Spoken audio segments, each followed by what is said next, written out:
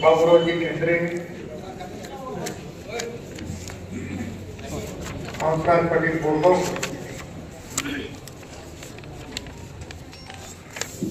जगरोदेताई स्वप्नील पाटील मुंगारे, मनोहरराव पाटील बोचीकर, प्राचार्य किशनराव ढकले, ॲडव्होकेट मारुतराव फंडरे, भगवानराव राठोड, शंकररावजी नाईक, पंजाबरावजी वडके, केतन भाऊ केंद्रे, मधुकरराव डांगे, दत्तात्रय चंदनफुले, नरेंद्र गायकवाड, शाहूराज गोरे, राजकुमार केकाटे, कैलास मोगरे, भाऊ पाटील लुंगारे, मामा गायकवाड, माननीय तहसीलदार, मान्य गट विकास अधिकारी, पाणी पुरवठ्याचे अधिकारी, ग्रामपंचायत अधिकाऱ्याच्या संघटनेचे सर्व प्रतिनिधी, सर्व ग्रामपंचायत अधिकारी, पंचायत समितीचे सर्व अधिकारी, पत्रकार संघटनेचे सर्व प्रमुख आणि सर्व पत्रकार मित्र, सरपंच, उपसरपंच, ग्रामपंचायतचे सदस्य, त्यांचे सर्व प्रतिनिधी आणि माझे सर्व सहकारी बंधू आणि भगिनी, संभाव्य पाणी टंचाईच्या संदर्भात आपण बैठकीचा आढावा घेतला. येणाऱ्या काळामध्ये टंचाई निर्माण होऊ नये याच्यासाठीची काळजी आपण सगळेजण या ठिकाणी घेतो. मला वाटते की साधारण एखाद्या गावचं सोडलं तर सर्वच ग्रामपंचायत अधिकाऱ्यांनी ग्रामपंचायतची चर्चा करूनच हा आराखडा दिलाय. ही गोष्ट अतिशय चांगली, म्हणजे तक्रारी कमी होण्यासाठी. एक मुंडेवाडीची आमची माऊली, त्यांच्या ग्रामसेवकांनी त्यांना विश्वासात घेतलं नाही, परंतु असं होता कामा नये. ग्रामपंचायतचा सरपंच कुणी असतो त्या सरपंचाला विश्वासात घेऊन आपण काम केलं पाहिजे, अशा पद्धतीची अपेक्षा आहे. दोन गोष्टी आपण थोडंसं आता शिफ्ट लावणे जाऊ शकत आहे. मी मागे समन्वय समितीच्या बैठकीत बोललो आणि आजही या ठिकाणी आता BDO साहेबांना मी सूचना केल्या की कोणाचं घरकुलाचं बिल मिळायचं आहे, कोणाचं सिंचन विहिरीचं बिल मिळायचं आहे किंवा काही अन्य असेल तर त्या लाभार्थ्याच्या फार चक्र झाल्या नाही पाहिजे. त्याची सिस्टीम लागते. विनाकारण फार चक्र मारले तर मग त्याच्यात तुमची बदनामी होते आणि बाहेर वेगळा मेसेज पण होतो. ज्याच्याकडे टेबल आहे त्यांना पण सूचना की लोकांचं काम वेळेवर झालं पाहिजे, अशा पद्धतीची अपेक्षा. मी थोडंसं आज बैठकीला उशिरा आलो, मी दिलगिरी व्यक्त केली, परंतु अधिकाऱ्यांनी कर्मचाऱ्यांनी याची नोंद ठेवली पाहिजे की आपल्याला बैठकीला दिलेल्या वेळेवर आपण आम्ही शेवटी लोकप्रतिनिधी आहोत. रस्त्यामध्ये लोक भेटतात, थांबावं लागतं, बोलावं लागतं, परंतु ही कुठेतरी शिस्त इतर तालुक्यापेक्षा कंधारवाड्यामध्ये मला वेगळी दिसली पाहिजे. दिलेल्या वेळेवर सगळे उपस्थित राहिले. आणि मागच्या समन्वय समितीच्या बैठकीत मी खुलासा केला होता की मी म्हणजे विधानसभा सदस्यापेक्षा वरिष्ठांची बैठक असेल आणि त्या बैठकीला गेला असेल तर मी समजू शकतो, पण विधानसभा सदस्याचा जो काही प्रोटोकॉल आहे त्या प्रोटोकॉल पेक्षा जर वरिष्ठाची बैठक नसेल कोणी बैठकीला गेलं तर ती मी सहन करणार नाही. त्याच्यामुळे तुमचे आमचे संबंध खराब होऊ नये याची पण आपल्याला काळजी घ्यायची. विशेषतः जल जीवन मिशन मध्ये खूप मोठ्या प्रमाणावर तक्रारी आणि मी जर जल जीवन मिशनच्या संदर्भात आता बोलत बसलो असतो तर संध्याकाळी 6 वाजेपर्यंत काही बैठक संपली असते आणि त्याच्यातून मार्गही निघाला नसतो.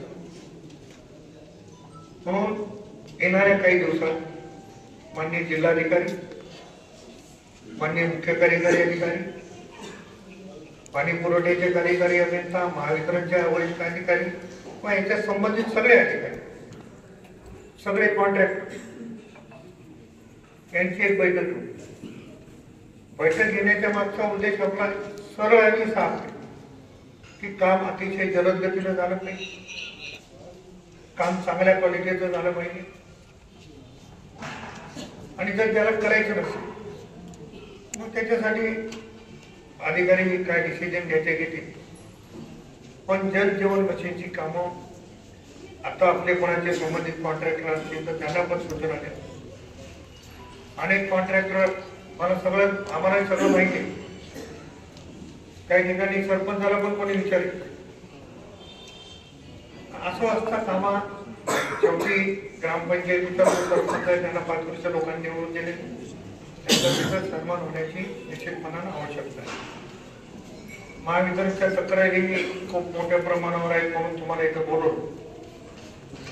सरकारची भूमिका आहे, तुमच्या काय अडचणी तिथं लोक ऐकणार नाही, तुमच्या अडचणी तुम्ही वरिष्ठाला सांगा.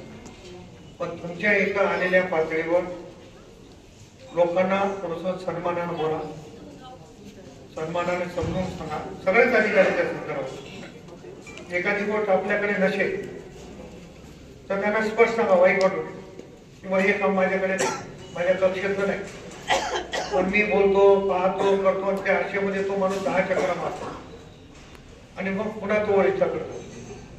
पण काम समजून घ्या. अशा पद्धतीनं आपल्या इथलं कामकाज झालं पाहिजे, अशा पद्धतीची निश्चितपणानं अपेक्षा आहे.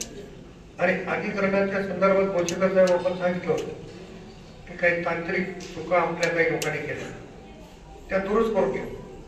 आता समजा गावात एखाद्याने पाणी पाजलं असेल आणि परत त्याची विहीर अधिकरण करायची असेल, तो म्हणणार माझे मागचे पैसे दिले तर मी पुढे फिरते. असं काही करता कामा नये. मागचे बिल कसे काढता येतात तेही बघा. फार काही कटकटीचे नसतील तर काढूनही टाका. मी आता जे प्रस्ताव मागवतो आपण अधिकरणाचे ते देखील परिपूर्ण करून देण्याची जबाबदारी आपण सगळ्यांनी केली पाहिजे, अशा पद्धतीची अपेक्षा माझी आहे. टंचाई आराखड्याच्या संदर्भामध्ये आढावा झाला. या उपरही असं काहीच नाही की ही बैठक संपली. आणखी काही सूचना असेल किंवा एखाद्या एखादी विहीर करायची असेल, एखाद्या ठिकाणी काळ करायची असेल, तात्पुरती पाईपलाईन असेल, ती जर सूचना आपण केली तर त्याचा देखील आपण समावेश करू. पण अतिशय चांगलं नियोजन यावेळेस खरं तर ग्रामपंचायत अधिकाऱ्यांना पण त्याच्यात धन्यवाद दिले पाहिजे की त्यांनी, नाही तर आपण अनेक वेळेस बैठकी बघतो. मी गेल्या 2004 पासून बैठक बघतो. सरपंच एक बोलतात तर ग्रामसेवक दुसरं बोलतो. पण ह्या पहिल्यांदा असं झालं की एका सगळ्यांचा सूर एकच आहे. पण असा तालुक्याचा सूर एकच ठेवायची सगळ्यांनी मानसिकता केली पाहिजे, त्या पद्धतीनं काम देखील केलं पाहिजे अशी अपेक्षा आहे. बाकी सरपंचासाठी सांगतो, इतर कामाच्या संदर्भात मी सकाळी बांधकाम खात्याचा आढावा घेतला. मान्य अधीक्षक अभियंता, कार्यकारी अभियंता ते शाखा अभियंत्यापर्यंत सगळे लोक आहेत. आणि यापुढे सगळी कामं या मतदारसंघात क्वालिटीची झाली पाहिजे अशा पद्धतीच्या मी सूचना केली. तर माझा सगळ्यात भर सगळीच कामं ही क्वालिटीची झाली पाहिजे अशा पद्धतीची अपेक्षा मला आहे. आणि आपल्याला जर काही तक्रारी असतील निश्चित मला सांगा, आपण ते काम चांगल्या दर्जाचं करून घेण्याच्या संदर्भात आपला निश्चितपणाने प्रयत्न आहे. मला वाटतं याच्यापेक्षा फार काही वेगळं सांगण्याची आवश्यकता नाही. पाणी पुरवठ्याच्या अधिकाऱ्यांना मला एवढंच सांगायचं आहे की आता जे आपलं बैठकीचं नियोजन पुढचं आहे त्याच्यासाठी अतिशय अचूक माहिती त्या ठिकाणी करा. आणि कोणती कामं आपल्याला तात्काळ करता येईल, कोणत्या कामं जे स्पष्ट चित्र ठेवा. ही काय अडचण असेल तुम्ही मांडल्यावर एक सरपंचाला असं वाटलं पाहिजे किंवा नाही माहिती नसेल तर 8 दिवसाची बैठक 10 दिवसाला करा. तुम्ही जाऊन या, स्पॉटपर्यंत जाऊन या, माहिती घ्या. तुम्हाला विचारलं, आता मी एका पहिल्या विचारलं ग्रामसेवक ताई आपल्या रस्त्याचं काम, ठीक आहे, त्यांचा जरी विषय नसला तरी मला वाटतं असं होता कामा किंवा काम आपण योजनेवर करतो तुम्हालाच माहिती नाही, तुम्ही स्पॉटवर गेला नाही, असं काही होता कामा नाही. तुम्ही सद्यस्थिती तपासून घ्या आणि तुम्ही सांगितल्यावर बैठकीचं आयोजन आपण करू. त्या बैठकीमध्ये आपल्याला चांगला मार्ग काढायचा आहे, विषय संपवायचे, त्यासाठीची बैठक राहील. या बैठकीत आपण केलेल्या सूचना त्याची दखल निश्चितपणाने घेतलेली आहे. मी सर्वांचे या ठिकाणी आभार मानतो. थांबतो. धन्यवाद.